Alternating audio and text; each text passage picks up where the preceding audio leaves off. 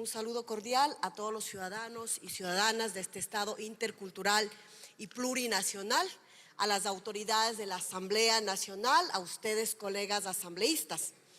Hemos sido convocados para hablar sobre el informe para el primer debate del proyecto de ley orgánica de seguimiento, cooperación e implementación de las obligaciones internacionales del Estado ecuatoriano en materia de derechos humanos.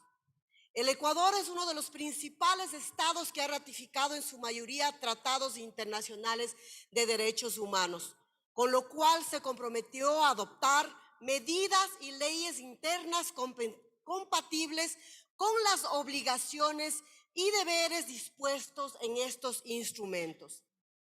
En caso de que los procedimientos judiciales nacionales no aborden los abusos contra los derechos humanos, existen mecanismos y procedimientos en el plano regional e internacional para presentar denuncias o comunicaciones individuales que ayudan a garantizar que las normas internacionales de derechos humanos sean efectivamente respetadas, aplicadas, acatadas en el plano nacional. La Corte Constitucional del Ecuador reiteró el reconocimiento realizado por el Estado ecuatoriano a la Corte Interamericana de Derechos Humanos como un órgano supranacional del sistema interamericano y ha avalado todos sus pronunciamientos como vinculantes y de aplicabilidad directa en razón del cumplimiento de tratados internacionales suscritos por el Ecuador de acuerdo a lo establecido en el numeral 3 del artículo 11 de la Constitución. De acuerdo al informe de la Comisión, según los registros históricos de la Dirección Nacional de Derechos Humanos de la Procuraduría General del Estado, constan 390 peticiones notificadas al Estado ecuatoriano por la Comisión Interamericana de Derechos Humanos desde el año 1997 hasta el año 2022.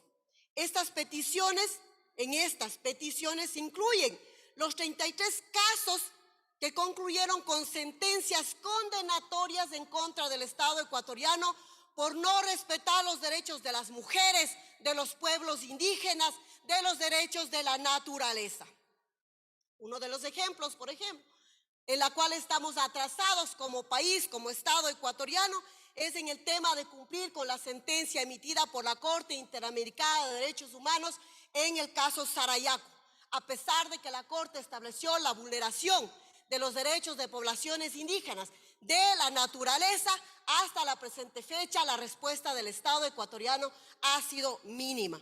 Asimismo, en el caso Suárez Rosero o el caso Tibi, el caso Zambrano Vélez, en el caso Vera Vera, en el derecho realmente, en la búsqueda del derecho a la verdad. Casos importantes que nos dejan mucho que pensar, analizar, generar criterios para que finalmente esta normativa recoja todo lo que necesitamos como instrumento jurídico para garantizar los derechos de las víctimas. Bajo este análisis, es importantísimo la posibilidad de establecer un procedimiento directo de ejecución de las sentencias de derechos humanos a través de los órganos jurisdiccionales. El establecer un sistema institucional de seguimiento, cooperación e implementación eficaz y oportuna del cumplimiento de las obligaciones internacionales del Estado ecuatoriano en materia de derechos humanos es fundamental. Sin embargo, el establecer que sea la Defensoría del Pueblo quien lidere la coordinación del Sistema Nacional de Seguimiento, Cooperación e Implementación de Obligaciones Internacionales, señores asambleístas, es un error, ya que es de conocimiento público que esta es una institución que se encuentra debilitada. Justamente en la Comisión de Educación a la que pertenezco recibimos al Defensor del Pueblo en la comisión, en donde presentó que se encuentra con déficit presupuestario y de personal para cumplir con todas sus funciones que actualmente tiene. Nos mencionó y nos informó que ha solicitado por varias ocasiones al gobierno central recursos y cada uno de los mandantes le ha negado la asignación del presupuesto que requiere para la defensa de los derechos individuales y colectivos garantizados por la Constitución y los instrumentos internacionales. En este sentido, considero que la autoridad central se encuentra instituida en el Ejecutivo actualmente, Ministerio de la Mujer, ministerio responsable de la ejecución de las decisiones internacionales en derechos humanos, acompañado siempre del Ministerio de Relaciones Exteriores, por lo que propongo que quien presida este sistema sea el Ejecutivo. Porque ustedes, todos, señores legisladores, conocemos que el Ejecutivo es quien tiene el poder para coordinar y cumplir la sentencia, establecer que educación dé respuesta, que salud dé respuesta, que el Ministerio de Vivienda dé la respuesta. Prácticamente es el ente que puede coordinar, asignar presupuesto, establecer políticas públicas para el respeto y garantía de los derechos individuales y colectivos. Por lo que recomiendo revisar las competencias administrativas del Ministerio de la Mujer y Derechos Humanos contenidas en el decreto 216 y normativa conexa, con el objetivo de evitar la duplicidad de funciones entre instituciones. De manera complementaria, se recomienda ajustar el contenido del informe en concordancia con las disposiciones relacionadas con la normativa general de procedimiento administrativa prevista en el COA, tomando en consideración que la implementación del Sistema Nacional de Seguimiento conlleva el ejercicio de actuaciones administrativas, planes, programas, procedimientos y actividades que tienen que ver y efectivamente que tienen que desarrollarse con sujeción a la normativa aplicada al procedimiento administrativo determinada por el COA. Además, propongo que se incluya la participación de la institución responsable de la vulneración de los derechos individuales y colectivos según corresponda por cada uno de los casos. En relación a los numerales 1 y 2 del artículo 13 de la ley, que se refiere directamente a las obligaciones generales de la Asamblea Nacional, es redundante su incorporación en este proyecto, por lo que propongo revisar competencias en el cuerpo legal según corresponda. En el caso de que exista una decisión internacional vinculante que involucre una actuación directa de la Asamblea, se deberá dar cumplimiento inmediato de que exista un deber contemplado en algún cuerpo más allá de que exista una obligación. La Asamblea Nacional estamos con la competencia para poder sujetarnos a los mandatos internacionales. Además, el numeral 3 no determina cuál es el órgano que establecería las recomendaciones. Tal vez la Comisión de Garantías Constitucionales, Derechos Humanos, Derechos Colectivos y la Interculturalidad o el mismo Pleno de la Asamblea Nacional. Por ello, se debe analizar conforme a las competencias legales de cada órgano.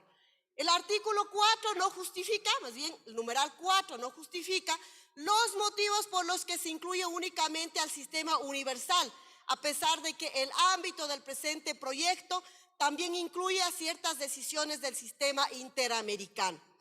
Tampoco se especifica cuál sería el órgano competente para colaborar con los integrantes del Sistema Nacional de Seguimiento, Cooperación e Implementación. Ahora bien, en lo que se refiere a la participación de la Corte Constitucional del Ecuador, se está tratando a esta institución como órgano rector de política pública, lo cual se contrapone con las funciones propias determinadas en la Constitución de la República. Además, no se considera que exista una acción concreta como la acción por incumplimiento, que es mediante la cual se ejecutan decisiones internacionales de derechos humanos.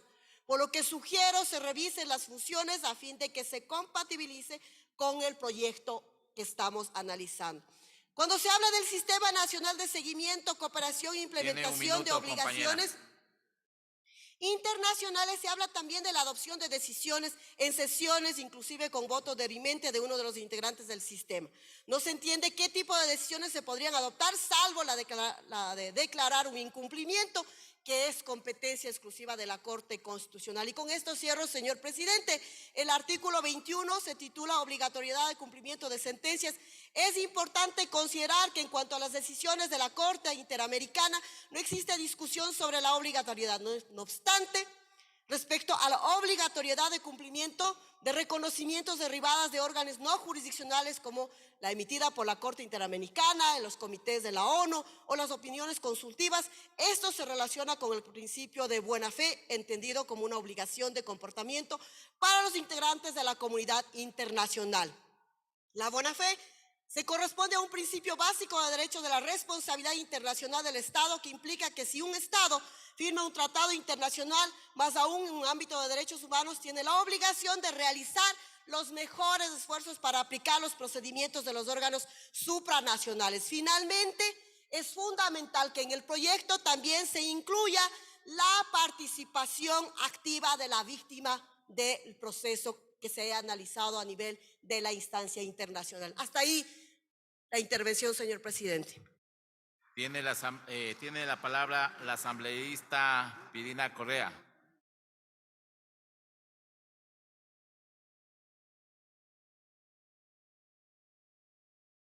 Buenos días, señor presidente encargado, compañeros asambleístas. Creo que las participaciones que hemos